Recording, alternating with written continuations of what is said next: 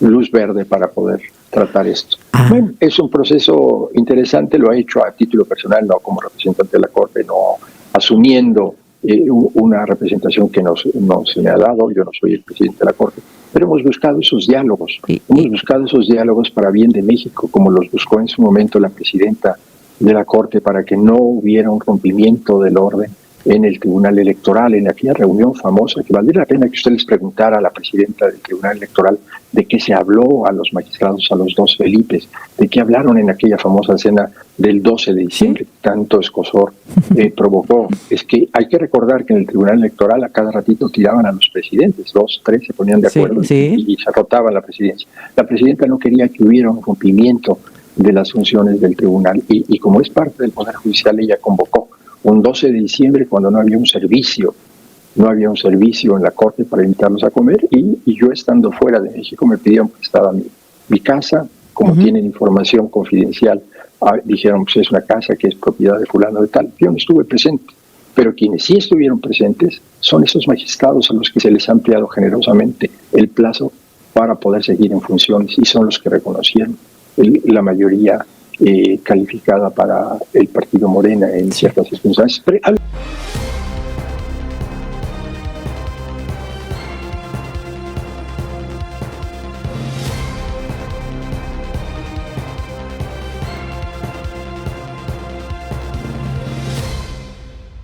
¿Qué tal, amigos y amigas? Bienvenidos a una nueva información más. Bienvenidos a su canal Pregoneros 4T.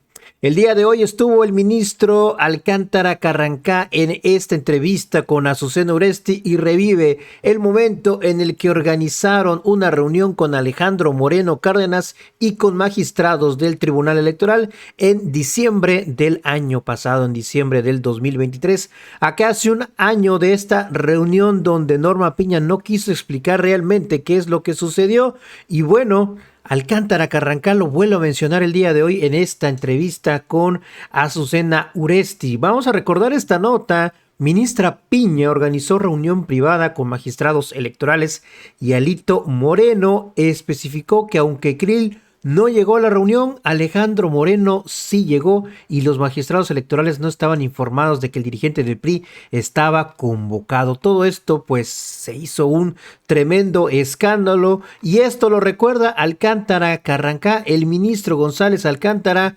Pues ante este hecho, mis estimados personeros, que anda pidiendo a la doctora Claudia Sheinbaum, a nuestra presidenta, que reflexione acerca de su proyecto presentado que se va a discutir el próximo martes 5 de noviembre. Vean nada más.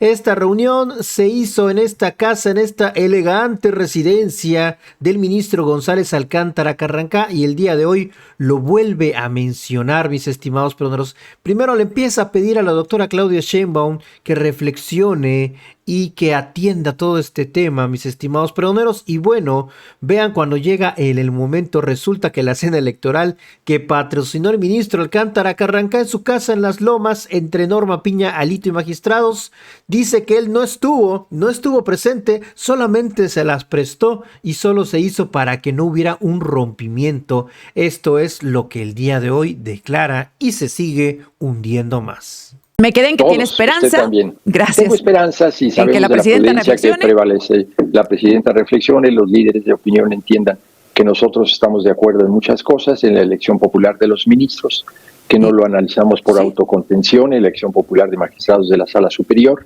la elección popular de los magistrados del Tribunal de Disciplina, desde luego, y las medidas de austeridad. Estamos de acuerdo en la extinción de fideicomiso, la creación misma del Tribunal de Disciplina con ciertas limitaciones y la posibilidad de apelar e impugnar alguna resolución para evitar alguna injusticia, y desde luego el establecimiento de los plazos para resolver algunos asuntos que le preocupan al Estado.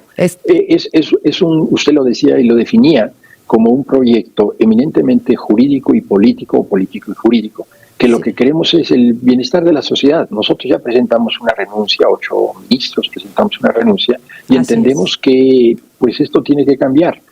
Yo creo que en el caso de los integrantes del comité del presidente de la presidencia de la República, de la presidenta, pues tendrán que reflexionar si quieren permanecer con ese cuestionamiento que se les hace, o de plano pues hacen a un lado la crítica o la sospecha de posible parcialidad. Es como si nosotros hubiéramos nombrado el día de ayer a un ministro de los que han manifestado que no están de acuerdo con esta reforma judicial. Como parte del comité de evaluación. Como parte y fuimos muy prudentes, buscamos académicos, algún abogado postulante, y nos tardamos varias rondas de votación en donde no alcanzábamos los 8 votos hasta que finalmente concordamos y acordamos que los 5 integrantes nos van a representar a muchos mexicanos en esos procesos de selección, buscando a los mejores candidatos y a las mejores candidatos, a los mejores profesionistas.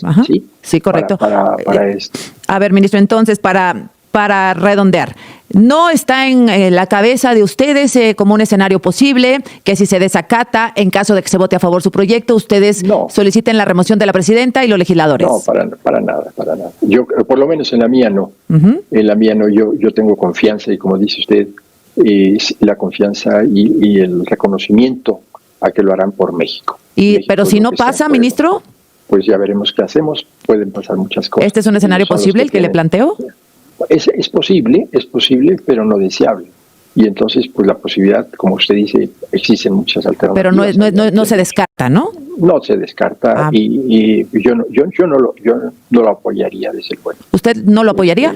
No lo apoyaría. Yo no estaría pidiendo tales cosas porque sé que el país necesita tranquilidad, necesita seguridad, y yo creo que debemos de buscar la armonía, debemos de buscar la mediación y la conciliación para arrancar este sexenio con un gran optimismo, como usted lo decía, presidido por una mujer deberíamos estar hablando de los programas de salud, de vivienda, de educación y de reformar muchas cosas para mejorar el futuro de las generaciones que nos van a sustituir muy pronto. Pero hasta parece que el enemigo lo tiene en casa, ese es mi comentario. La presidenta parece que lo tiene en casa el enemigo, en fin. Seguramente tendrá algunos asesores un poco radicales, pero ella es una mujer prudente, la conozco desde hace Bueno, pues que ojalá que así sea, ministro. Claro Esto que se aprobó y se publicó ya, lo de la reforma de supremacía constitucional, que habla de un sobreseimiento de todas las controversias, amparos, acciones de inconstitucionalidad que tenga esta reforma al Poder Judicial, ¿incluye su proyecto o no? ¿Podría? No, para nada. No, porque aunque sea derivado de un amparo, ¿no? En el segundo transitorio se establece muy claramente que abarca todos los asuntos que se encuentren en trámite para la aplicación de esta reforma. O sea, tenemos la demanda, la admisión, la notificación, los plazos para contestar, los informes justificados, y ahí se cierra la instrucción. Hay un acuerdo de cierre de instrucción y nosotros ya estamos con fecha fija para la discusión de ese proyecto. Bueno, Tendrían que buscar una nueva reforma constitucional que la pueden lograr. Pero bueno, seguimos. Perdón. No, discúlpeme usted. ¿Usted habló con quién? Con Ricardo Monreal, el coordinador de diputados, ya hablábamos de su proyecto. Bueno, él es un político extraordinario. ¿Sí? Lo recuerdo como estudiante de la Facultad de Derecho en el posgrado, con quien he discutido mucho. Hay que recordar su pasado priista, extraordinario líder, que no se le hizo ser gobernador de Zacatecas y después se pasó al PRD y ahora está en Morena. Ni gobernador de Zacatecas, ni candidato presidencial. Bueno, sí fue gobernador de Zacatecas. Bueno, sí, candidato presidencial. Sí, oiga, pero me decía... Fue candidato presidencial y candidato. No ganó, pero es un político. Oiga, y en algún momento rebelde en Morena, etcétera. Mucha historia de Ricardo Monreal. Claro. Pero ahora, pues, cercanísimo a la presidenta, y yo platicaba con él respecto a su proyecto y me decía, bueno, yo le decía, ¿por qué no dialogan? Hombre, es que pareciera lo más fácil, personas civilizadas, siglo XXI, gente profesional, inteligente, ¿por qué no se sientan a platicar? Y dice, no, porque a mí no me ha buscado nadie, yo no he recibido ninguna propuesta oficial de diálogo de la Suprema Corte. Mire, él nos ha recibido a los ministros en los diálogos que tuvimos para la reforma judicial. Él fue buscado por algunos ministros que tienen cercanía con él, simpatías, y el decir, a mí nadie me ha buscado, es partir de una situación muy lamentable, porque cuando hay interés se busca. Él debería de buscar también a los propios ministros y a la presidenta de la Corte. O sea, cualquier proceso de negociación, y lo sabemos, quienes hemos estado estudiando la mediación, yo implanté la mediación en el Tribunal Superior de Justicia de la Ciudad de México, tiene que haber un acuerdo de diálogo. No es primero me buscas tú y yo no te voy a buscar a ti. No, si hay la voluntad para negociar cualquier cosa, las partes deben de buscarse recíprocamente. ¿Ustedes no hay posibilidades de nada, ¿no? ¿Ustedes ya lo hicieron? Yo lo hice en lo personal, he buscado a Adán Augusto en sus momentos, a los líderes de Morena, en lo personal los he buscado, he tenido intercambio de comentarios con ellos. Ellos dicen, bueno, es que tengo que esperar a que me den luz verde para poder tratar esto. Bueno, es un proceso interesante, lo ha hecho a título personal, no como representante de la Corte, no asumiendo una representación que no se me ha dado. Yo no soy el presidente de la Corte, pero hemos buscado esos diálogos, para bien de México, como los buscó en su momento la presidenta de la Corte, para que no hubiera un rompimiento del orden en el Tribunal Electoral, en aquella reunión famosa, que valdría la pena que usted les preguntara a la presidenta del Tribunal Electoral de qué se habló a los magistrados, a los dos Felipes, de qué hablaron en aquella famosa cena del 12 de diciembre, que tanto escozor provocó. Es que hay que recordar que en el Tribunal Electoral a cada ratito tiraban a los presidentes, 2, 3 se ponían de acuerdo y se rotaban la presidencia.